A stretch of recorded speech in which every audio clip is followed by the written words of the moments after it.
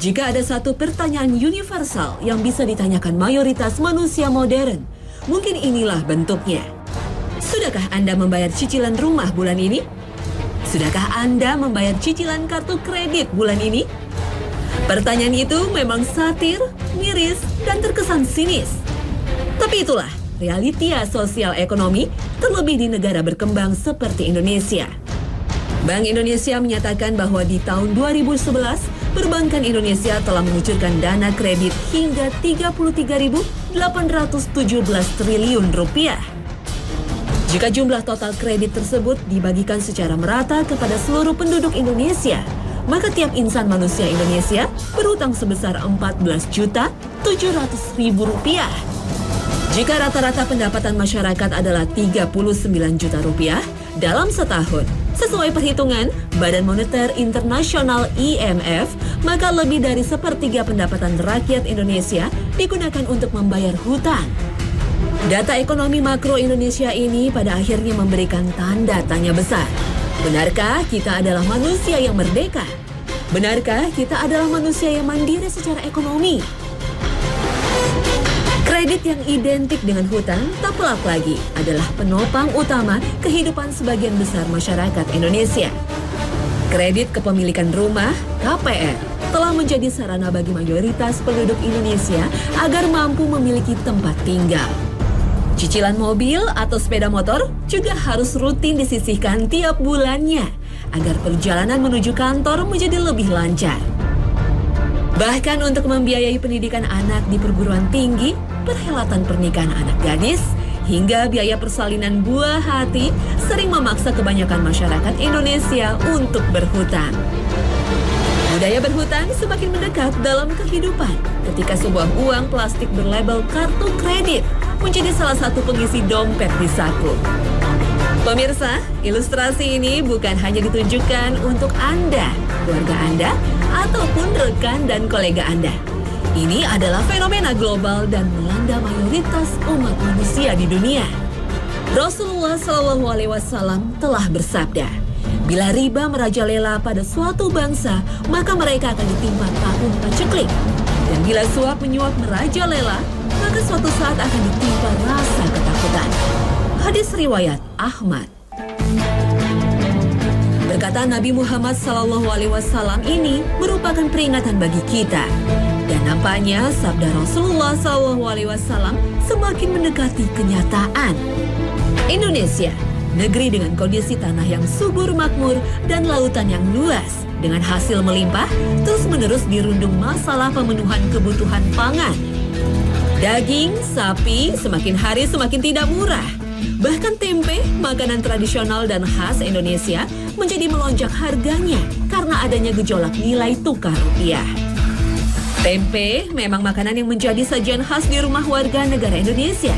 Namun kedelai yang menjadi bahan bakunya adalah komoditas internasional, di mana seluruh penduduk dunia membutuhkannya. Mahalnya harga bahan pangan nampaknya menunjukkan paceklik ekonomi. Dan sayangnya paceklik ini bukan disebabkan oleh gagal panen karena kekeringan atau serangan hama. Paceklik ini lebih banyak disebabkan oleh kelengahan kita sendiri yang semakin menjauh dari sifat agrarisnya. Artinya, bangsa Indonesia melupakan kesuburan tanah anugerah Allah Subhanahu wa Ta'ala. Kekayaan alam berupa minyak bumi, gas alam, emas, batu bara, dan aneka ragam mineral lainnya yang terkandung di bumi Indonesia juga tak mampu dikelola dengan baik untuk mewujudkan kesejahteraan bersama. Yang terjadi malah sebaliknya. Para pemikir dan ahli ekonomi yang duduk di kursi pemerintahan terus-menerus menambah porsi hutang negara dengan dalih mendanai pembangunan.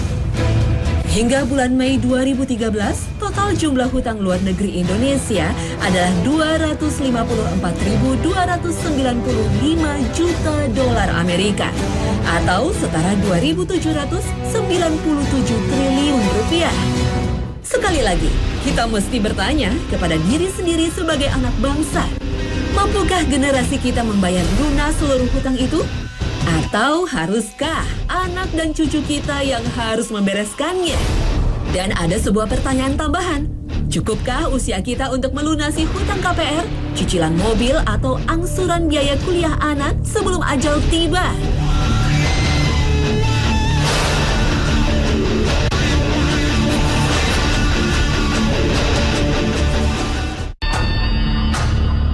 Assalamualaikum warahmatullahi wabarakatuh. Selamat pagi pemirsa. Hasanah Ensiklopedia Islam Dunia kembali mengudara untuk menyajikan rangkaian informasi yang insya Allah bermanfaat bagi mayoritas Muslim Indonesia. Pemirsa, kredit, cicilan, dan angsuran nampaknya telah menjadi bagian kehidupan sebagian besar dari kita. Perkembangan dunia yang banyak membuahkan perangkat dan penemuan yang bertujuan mempermudah justru dirasakan menyulitkan dan menurunkan kualitas kehidupan.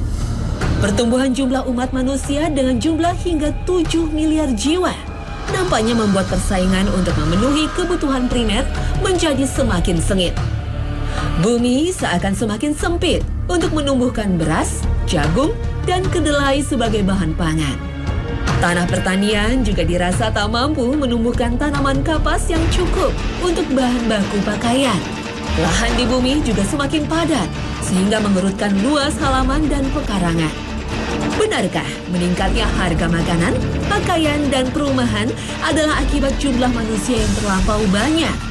Tunda dulu jawabannya, dan simaklah firman Allah dalam surah Hud ayat ke-6. وَمَا مِن دَابَّةٍ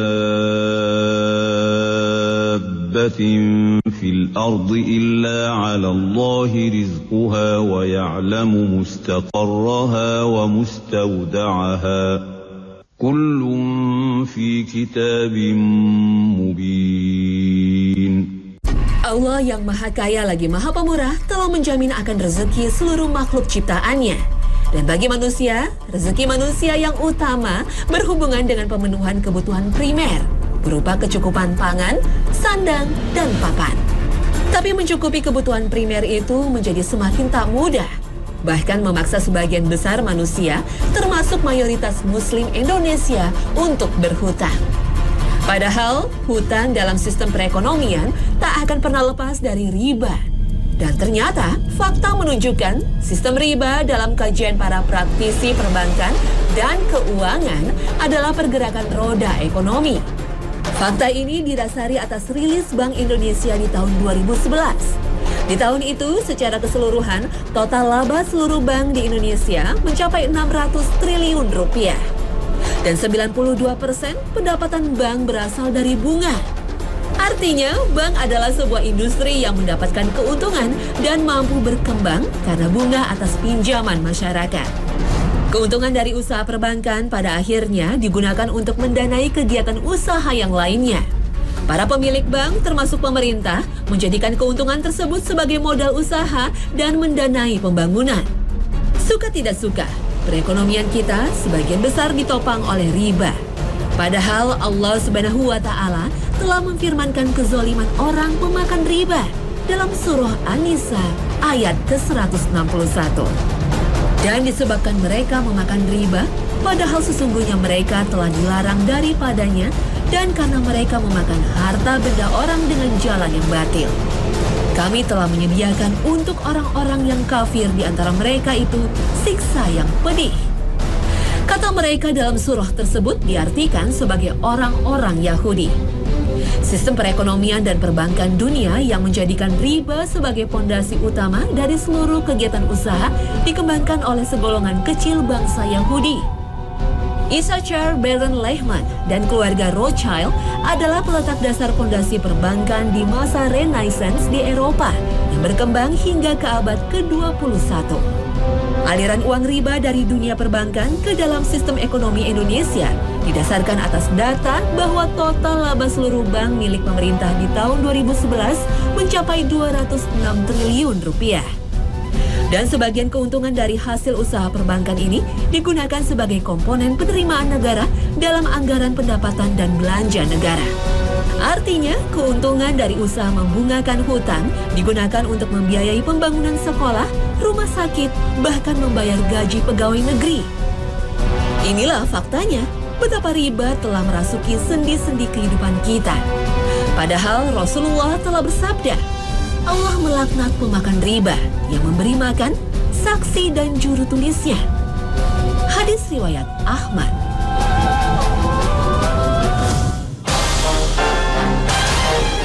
Hutang sejatinya bukanlah sebuah hal yang terlarang dalam kehidupan seorang muslim. Hal ini berdasarkan hadis riwayat Al-Bukhari. Diriwayatkan dari Aisyah radhiyallahu anha bahwasannya ia berkata, Nabi Shallallahu Alaihi Wasallam membeli makanan dari seorang Yahudi dengan tidak tunai.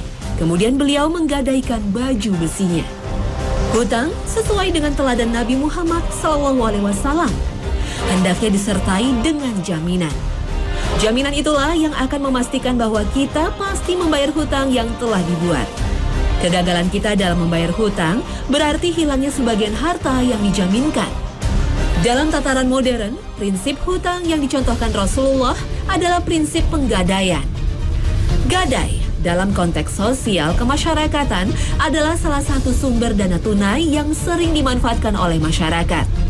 Ketika tiba masa permulaan sekolah, menjelang datangnya lebaran atau musim hajat, masyarakat banyak yang mendatangi pegadaian.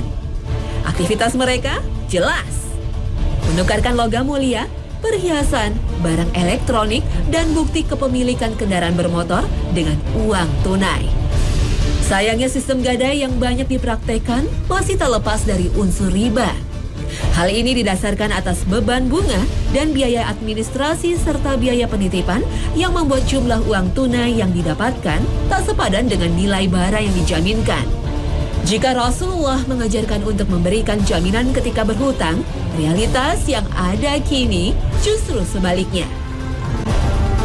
2 tahun belakangan ini, perbankan ramai-ramai menggalakkan bisnis kredit tanpa agunan atau KTA.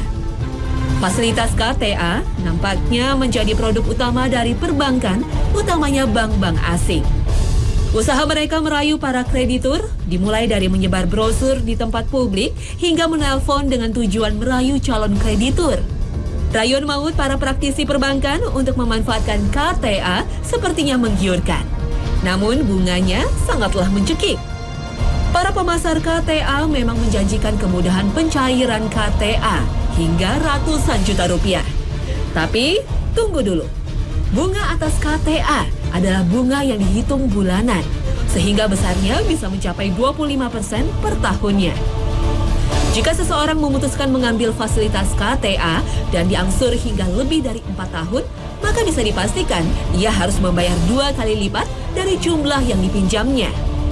Kepemilikan atas kartu kredit, jika tak dikelola dengan bijaksana, bisa menjerat kita dalam sistem riba. Kartu kredit dengan kesaktiannya bisa membuat kita seolah mampu membeli barang bahkan yang harganya melebihi kemampuan kita. Perbankan menerbit kartu kredit bisa menyediakan dana hingga 2 kali gaji seorang pegawai setiap bulannya.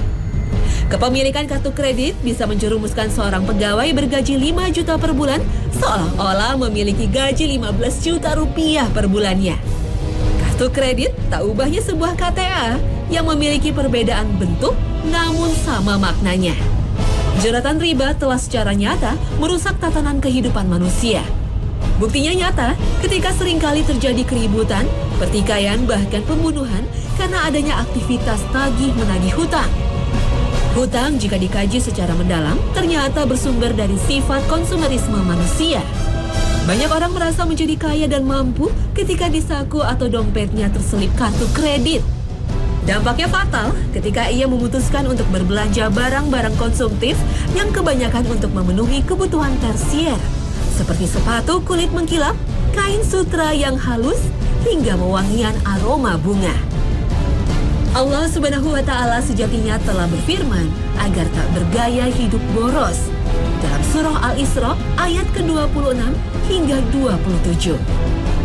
وَآتِ ذَا الْقُرْبَى حَقَّهُ وَالْمِسْكِينَ وَابْنَ السَّبِيلِ وَلَا تُبَذِّرْ تَبْذِيرًا إِنَّ الْمُبَذِّرِينَ كَانُوا إِخْوَانَ الشَّيَاطِينِ وَكَانَ الشَّيْطَانُ لِرَبِّهِ كَفُورًا. Hutang layaknya pernikahan dan silaturahmi adalah perkara dunia yang bisa membawa kita pada kebahagiaan hakiki atau justru menempatkan tubuh kita dalam siksa api neraka. Diriwayatkan dari Abu Qatadah radhiyallahu anhu dari Rasulullah sallallahu alaihi wasallam, bahwasannya seseorang bertanya kepada Rasulullah SAW, "Bagaimana menurutmu jika aku terbunuh di jalan Allah? Apakah dosa-dosaku akan diampuni?" Beliau pun menjawab, "Ya, dengan syarat engkau sabar mengharapkan ganjarannya, maju berperang dan tidak melarikan diri kecuali hutang. Sesungguhnya Jibril alaihi salam baru memberitahuku hal tersebut." Hadis riwayat Muslim. Hutang nampaknya akan sulit dihindarkan dalam kehidupan kita. Maka pikirkanlah betul mengapa kita harus berhutang untuk memiliki sebuah barang. Selalu tanyakan kepada diri sendiri, begitu mendesakkah kebutuhanku hingga diriku harus berhutang? Hutang memang sebuah perkara duniawi yang harus diselesaikan di dunia juga. Jika sampai ajal menjemput, hutang kita masih belum terbayar, maka hal ini akan menjadi tanggungan dan beban dari ahli waris kita. Ahli waris wajib melunasi hutang dari seorang jenazah dengan cara membayarkan dari harta yang ditinggalkan. Jika jumlah hartanya masih belum mencukupi, maka kewajiban ahli waris untuk melunasi sisanya. Perkara pelunasan hutang harus dilakukan terlebih dahulu sebelum menjalankan wasiat dan membagikan harta warisan. Rasulullah SAW bersabda, "Barang siapa meminjam harta manusia dan dia ingin membayarnya, maka Allah akan membayarkannya. Barang siapa yang meminjamnya dan dia tidak ingin membayarnya, maka Allah akan menghilangkan harta tersebut darinya." Hadis riwayat Al-Bukhari nomor 2387.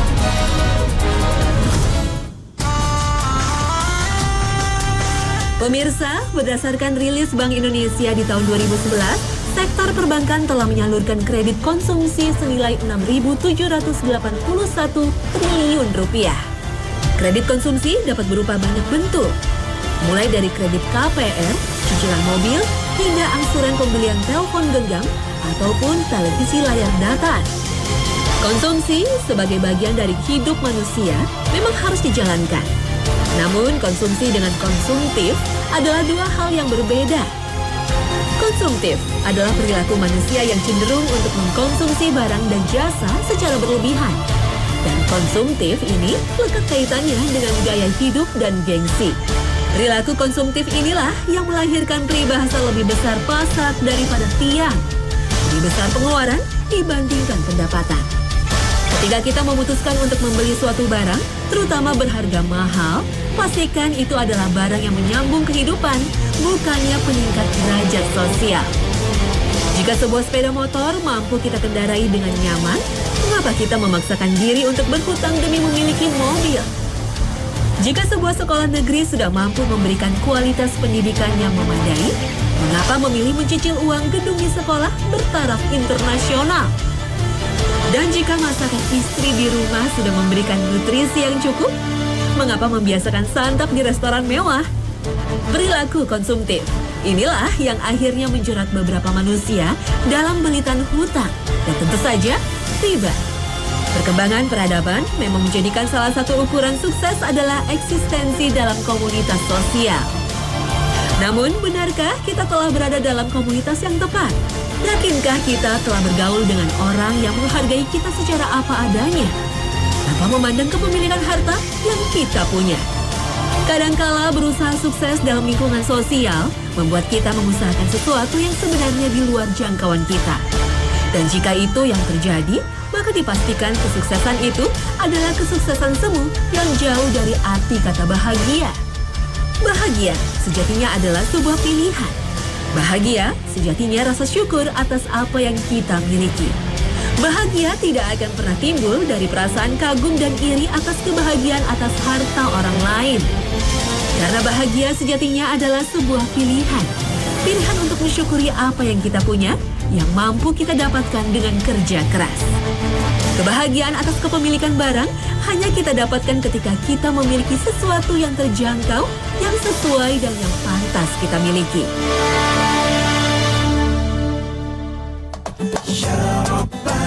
Pemirsa, berhutang memang sebuah perkara yang dibolehkan dalam hukum Islam. Namun pastikan tujuan dalam berhutang. Hutang adalah perkara yang berhubungan dengan keadaan mendesak atau kesulitan yang datang tanpa diduga. Jika berhutang hanya didasari atas gengsi dan peningkatan image diri, maka jika kita terjebak dalam perilaku boros yang diiringi dengan jeratan setan dalam bentuk riba. Modernitas hidup seakan menjadikan hutang sebagai keniscayaan. Namun bijaklah mengelola hutang Anda. Karena perkara ini bisa memperberat langkah menuju surga. Atau justru meninggalkan beban yang akan diwariskan kepada anak, istri, atau suami kita. Akhir kata, wassalamualaikum warahmatullahi wabarakatuh. Sampai jumpa di tayangan kami berikutnya. Insya Allah, Hasanah akan kembali hadir untuk mencerahkan hari Anda.